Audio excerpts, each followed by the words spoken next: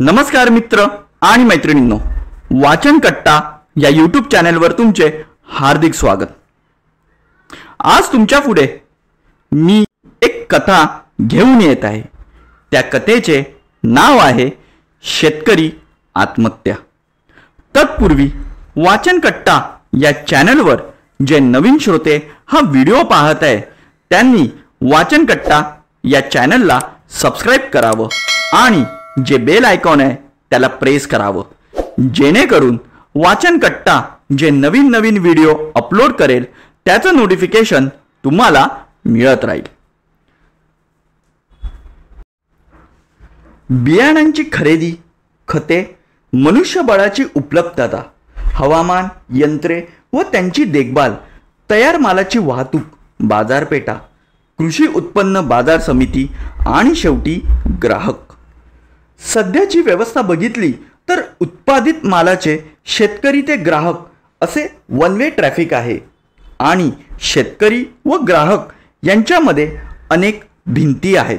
त्यामुळे शेतकऱ्यांच्या अडचणी नक्की काय आहेत ते सर्वांना त्याच तीव्रतेने कळेल असे नाही।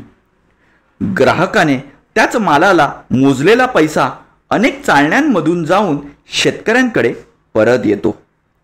रघुच्या बापाची फार गरिबी होती। त्याला 2 बैल, 2 एकरचा तुकडा, तोही जिरायती। मायबाप दोघेही कष्ट करायचे, जे मिळेल त्या 2 पैशात गुजराण करायचे।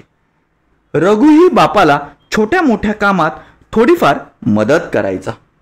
तसं रघुला शाळेत टाकलं होतं, पण कामांच्या अडचणीमुळे रघु कधी शाळेत गेला नाही। रघु पहाटे उठला की खुंट्यांचे बैल सोडायचा आणि शेतात नेऊन बांधायचा। 10 वाजता बैल बांधून घरी येई, कसाबसा जेवण करून एक भाकर, लोणच्याची फोड पालवात बांधून घेई। दप्तर खांद्याला गुंतवून रघु शाळेत जाई। रघु 2-4 दिवसाआड आंघोळ करायचा। रघुची शाळा तशी 2 किलोमीटर अंतरावर बाहेरगावी होती। रघुचे मित्रही तसेच होते। गेले तर गेले, नाहीतर बोरं खायला निघून गेले।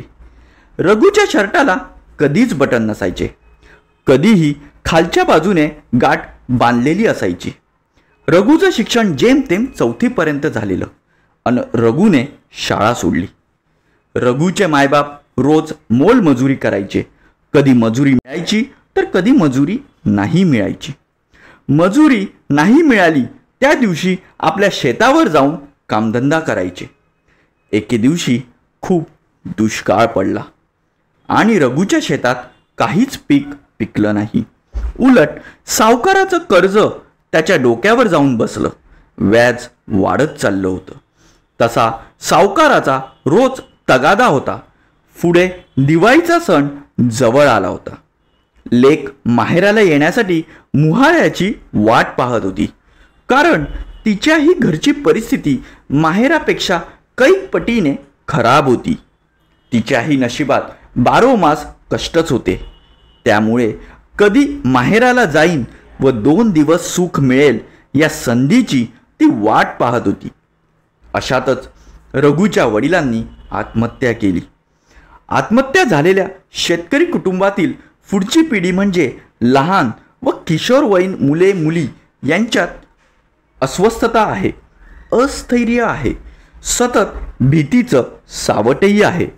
त्यातच ते जगत आहे। त्यांना समाजाकडून, कुटुंबियांकडून भावनिक आणि आर्थिक आधार मिळाला नाही तर ही मुलेही दुःखाच्या वाटेवरच जात राहतील। एखादे वादळ येते आणि संपूर्ण गाव मातीच्या ढिगाऱ्याखाली गाडले जाते। सुनामीच्या लाटा आल्या की होत्याचे नव्हते होऊन जाते। मात्र वादळ शमल्यावर गाव हळूहळू उभे राहू लागते।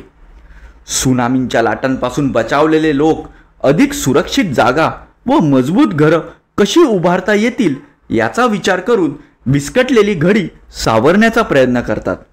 या सर्व संकटातून बळी गेलेल्यांच्या आठवणी जपत पुन्हा असं संकट येऊ नये म्हणून सर्वजण आपापल्या परीने प्रयत्न करतात। आत्महत्या करणारा निघून जातो, पण पाठीमागे राहिलेल्यांना जर आधार नसेल, मग तो भावनिक असेल व आर्थिक, तर त्याचे आयुष्य वादळ वाऱ्यात हेलकावणाऱ्या तारुगत होऊन जाते. गेल्या 2 दशकात आत्महत्या केलेल्या शेतकरी कुटुंबातील पुढची पिढी म्हणजे लहान व किशोरवयीन मुले मुली ही भावनिक, आर्थिक, सामाजिक त्रास सहन करतच मोठी होतात. ही पिढी शेतीबद्दल काय विचार करते, त्यांच्या मनात चाललेल्या कल्लोळाचे कोणते परिणाम त्यांच्या व्यक्तिमत्वातून दिसून येत आहेत, ही पिढी पुढे नेमके काय करू इच्छिते, तसेच प्रचंड निराशा, अव्यक्त राग आणि झाकोळलेले भविष्य यातून या मुलांना कसे बाहेर काढता येईल यासाठी आनंदवन आणि प्रकृती या 2 संस्थांनी काम सुरू केले आहे व त्याच अनुषंगाने आलेले अनुभव मांडायचा हा प्रयत्न. एकीकडे स्वतःचे घर आहे, शेती आहे, पण ते पुरेसे नाही, तर दुसरीकडे शेती केली तर वडिलांसारखे मरावे लागेल अशी भीती. त्यामुळे ही पुढची पिढी शेती करेल की नाही असा ठाम विचार मांडते. तर मित्रांनो, कशी वाटली आजची कथा? जर कथा आवडली असल्यास कथेला लाईक, शेअर आणि कमेंट्स करा आणि वाचनकट्टा या यूट्यूब चॅनलला सबस्क्राईब करायला विसरू नका. धन्यवाद.